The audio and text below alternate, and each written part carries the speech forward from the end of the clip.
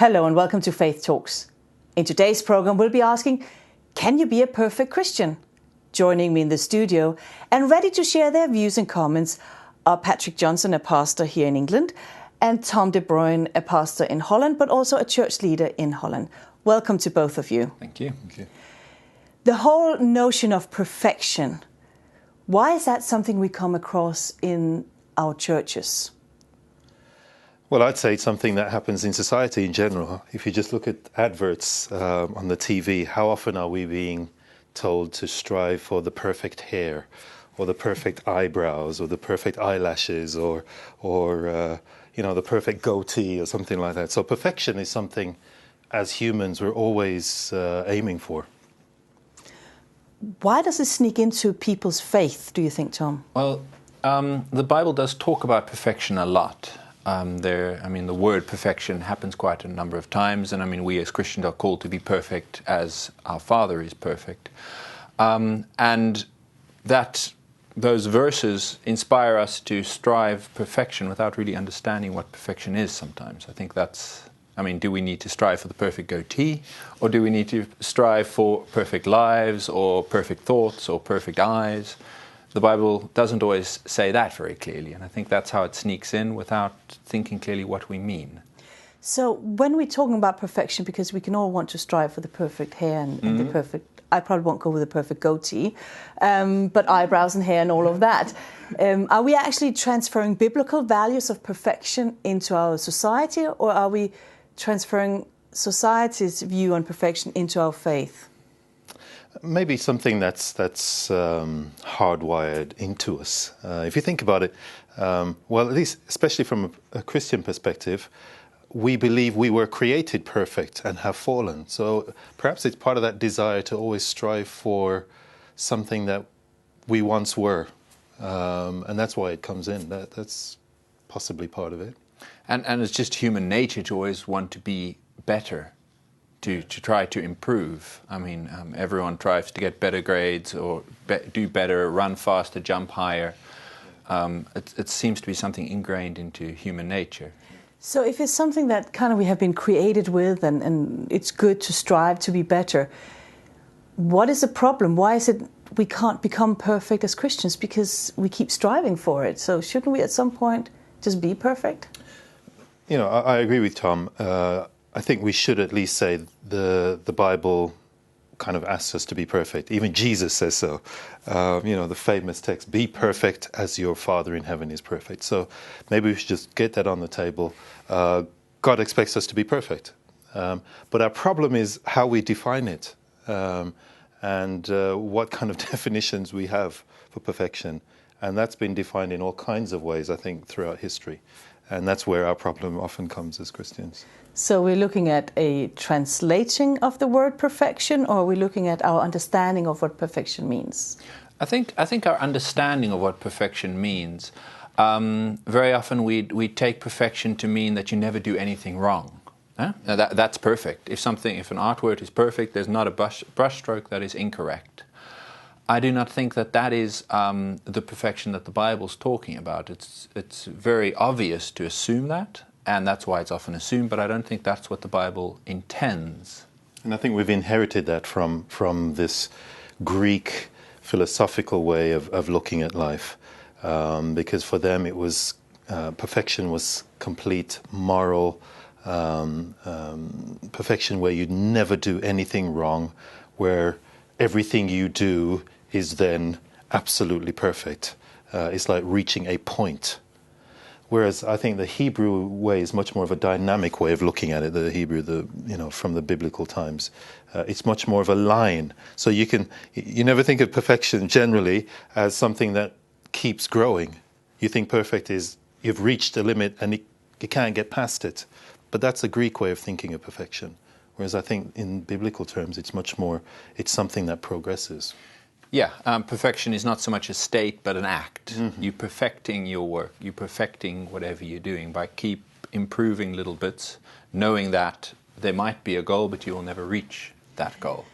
At the same time, we're talking about many Christians are striving to reach heaven as their goal. And in that, there seems to be an understated or undefined belief that to reach that you have to be perfect. Does that not resonate with what the Bible is teaching? Well, the thing is, that idea, I think, is based on a very Old Testamental understanding of salvation, and something that the New Testament is very opposed against. The Old Testament idea is much more that there are these set of rules, and if you can stick to these set of rules, no matter how large they are, then you've pretty much done it, you've reached this perfection, and this ensures some kind of salvation or vindication. The problem is that when we look at the New Testament, Jesus was no longer happy with that set of rules. He tried to show that it's not just sticking to rules, but it's about your mind, your thoughts, your ambitions, your ideas. It's not bad only to kill people, it's even bad to think mean thoughts about them. And when you've radicalized the law in such a way, it becomes impossible to keep to the law perfectly. Because even if we don't ever do anything wrong, I cannot guarantee that I'll never think anything wrong or desire something wrong. I mean, that is part of human nature. So if the law is so all-encompassing, there is no way that we as humans can achieve perfection in that way. And that's something that the New Testament talks about. In Hebrews, you see that very strongly, trying to say, well, if the law is so all-encompassing, how do we achieve that perfection? The answer is always Jesus Christ. So the idea is not we are perfect, but we are perfect through Christ. And I think, that's really the point of it, because we often try to define by a set of laws, this is what perfection would be, which means that I can measure it, I can say, now I've reached it, and everything's okay. But maybe that story with that rich young ruler that came to Jesus when he says, what should I do to get eternal life? And Jesus lists up a whole heap of laws and he says, I've done all of that, but there's still something missing. So that will always be the problem, I think. When you're striving for this thing, you'll feel, I haven't quite made it yet even. And Jesus had to say, well, you got to look elsewhere if you're going to be looking for perfection. It's not that. It's not those laws. But as church pastors, do you come across the challenge of perfection when you're explaining the Bible principle of it to your members or to people you meet? Is that something you come across in the practical term? Daily. The amount of conversations I've had with young people when we're talking about baptism, they say, well, I can't be baptized because I'm not perfect yet. Mm-hmm. I've run out of things to count that on. Mm-hmm. And that's totally misunderstanding what it's about, because if we were perfect, we would not need Jesus. The whole reason that we need Jesus is because we are not perfect. You run into that with baptism, but I imagine with everything else as well. Indeed, and depending on people's state of mind and where they are in their journey, it comes up time and time again. I think part of it, if I think of my own journey, because I used to be perfect. I had a time when I felt I was going to be perfect. It was when I was younger. It's true. Idealistic thinking. Okay, if I can be perfect, then God will bless me completely, and all the rest of it. And what I've always found with people who are perfect is they're the most obnoxious people you ever meet, because the more perfect you become in your own eyes, nobody else seems to reach your standard. And you're so critical of everybody else. They're the most horrible people to live with. And I'm sure I was at the time too. So there is that thing. The more we strive to be perfect and feel that we're getting better and better, the worse we become as people. And I see that. We see it all the time, I think. And the consequence of that is, because you want to be perfect, you don't want to associate yourselves with people who are less perfect. That's right. So in fact, it ruins the mission that we have for the world to bring people to Christ. It ruins our way of helping other people who are less fortunate than us, because we don't want to associate with these less perfect people. And actually, it counteracts the gospel. And it's really interesting. One of the things I find with it as well is how the way in which people define their perfection, it's all to do with what you don't do. Mm-hmm. So you've got to stop doing certain things. So maybe stop eating certain things or drinking certain things or dressing in a certain way. It's all about things you don't do. Whereas, as you said, Jesus changed it radically, and he says, perfection is all about doing rather than not doing. It's how do you treat your neighbour, how do you love others, etc. But it's interesting what you bring up here, Patrick, because you are actually suggesting that when perfection is measured, it's all behaviour-driven and not faith-driven. Yes. Because that's the thing we tend to find easier to measure. Those things that we can do hard and fast, whereas God kind of looks on the heart. Yeah, it's both Paul and Hebrews talk about. They say that the laws can never vindicate you; they can only make you guilty of something. Yes. Because saying "do not kill," the only way you can only break that law. You can never not keep to it, because there's always a time that you might still break it. So a law can never vindicate you and make you perfect. A law can only make you unperfect. That's really interesting. I haven't thought of it that way. I want to just go back to you, Patrick, a little bit. You thought you might have been obnoxious to live with at that time. I don't know. But Patrick, what did it do to your faith when you were striving to be perfect, when you felt you were perfect? I mean, what it did was I became very self-focused.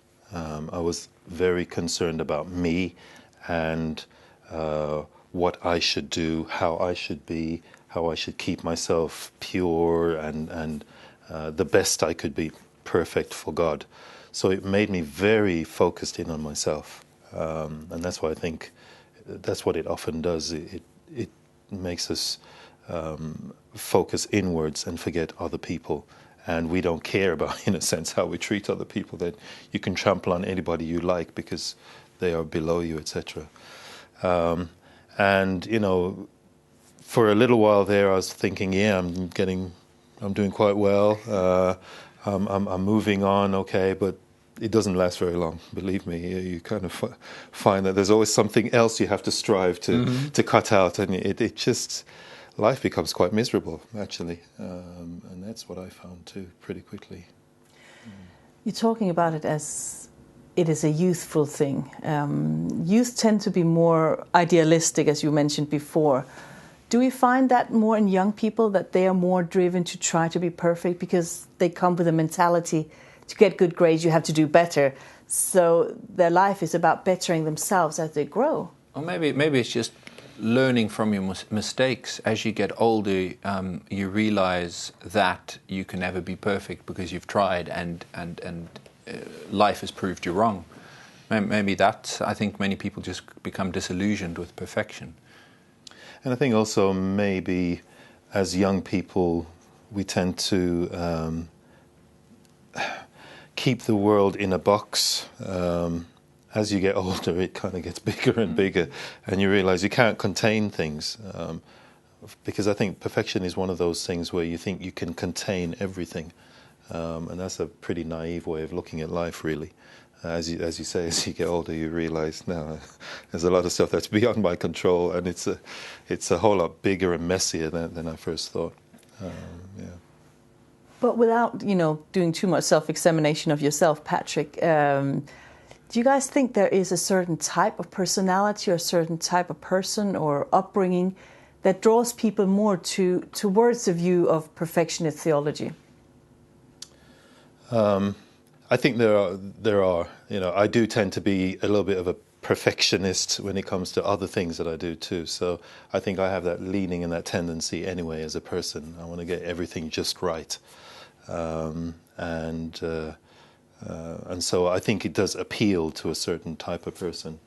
I've noticed amongst youngsters that people who are studying sciences are much more, because they have a much more rational worldview, that they seem to like perfection much more than people who are studying culture or literature or anthropology, subjects like that. And I think there's also a difference in how you look at the world if you have the scientific worldview or of a more nuanced. Not that the one is better than the other, but they're different ways of looking at the world.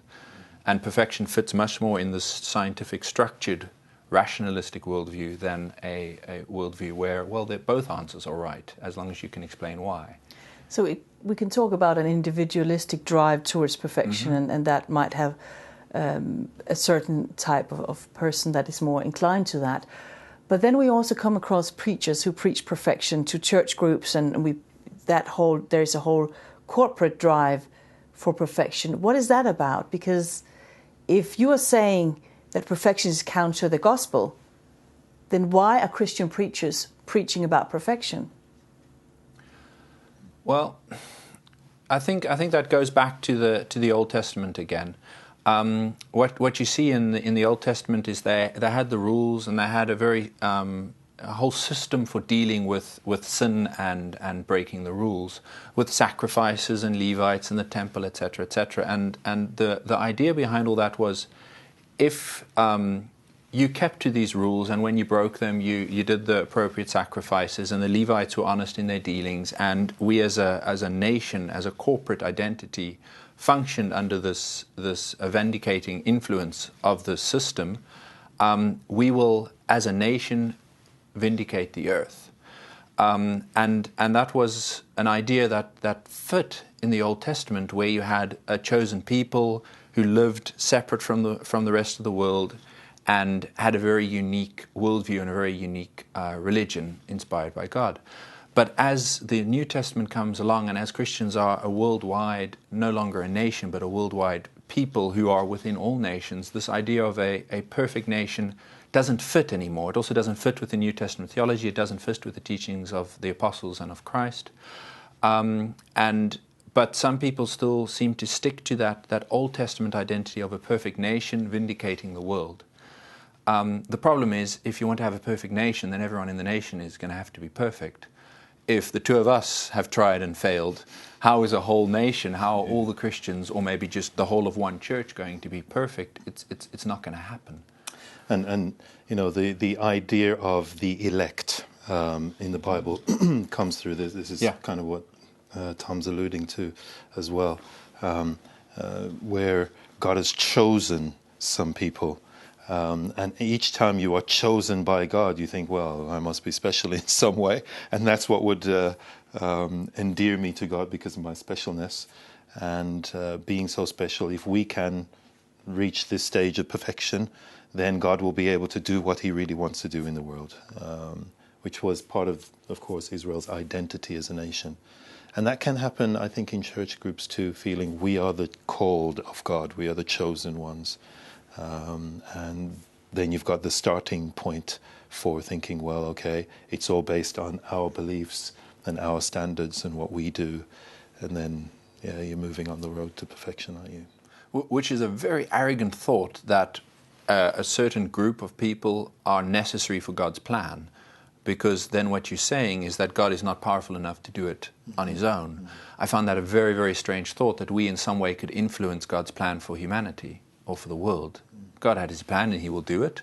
And if we want to stop him, we will fail and we can help him. But if we don't, God will still succeed, because he doesn't need us. We need him. And how do you help people grow from that? You're both talking about meeting people who want to make decisions for Christ but don't feel they can, because their lives and their behaviors are not up to the scratch that they feel a church organization is demanding of them. You know, you're both in leadership, you're both ministers. How do you counter such an ingrown or ingrained thought of God and faith? I like to tell people again, if you really want to look at how Jesus defines perfection, again, if you go to Matthew, where he says, "Be perfect as your Father in heaven is perfect." If you read all the verses beforehand, he's talking about how do you treat other people. Basically, it's about being complete in the way you love. And especially just before that one verse, Jesus says, if you love only those who love you, you're just like everybody else. What are you doing more than anybody else? So be like your Father, who sends rain on both the good and the bad, who gives sunshine to those who believe in him and those who don't. He doesn't say, well, you don't believe in me, you're in darkness forever. He loves completely. And that really is what Jesus is trying to say. Love those not only who love you, but those who are against you too. That shows what a Christian's like. That for me is the perfection of a Christian.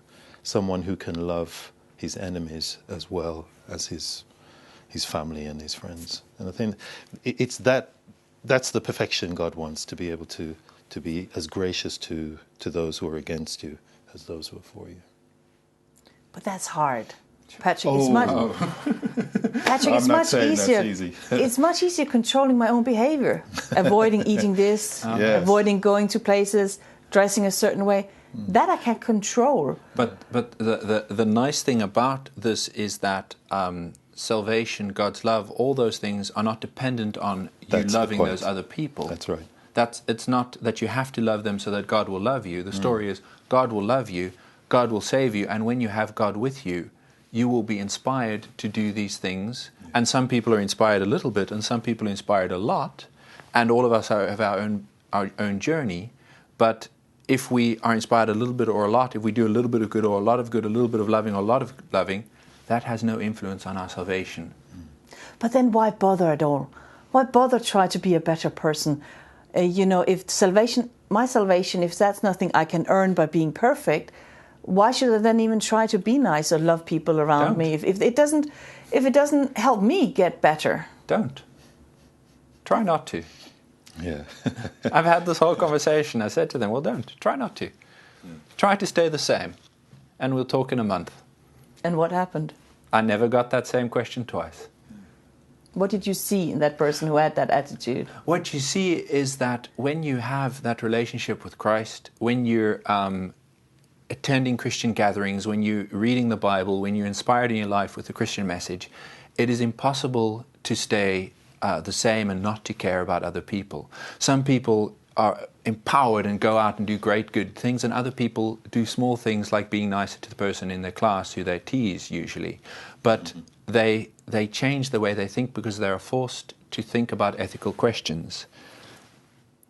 And the Bible also says we love because we've first been loved. And I think when you grasp the fact that you've been on the receiving end of amazing grace and goodness and love from God, that kind of frees you up to be able to share that with others as well. And when those things are no longer something you have to do, it's much easier to do them. Yeah.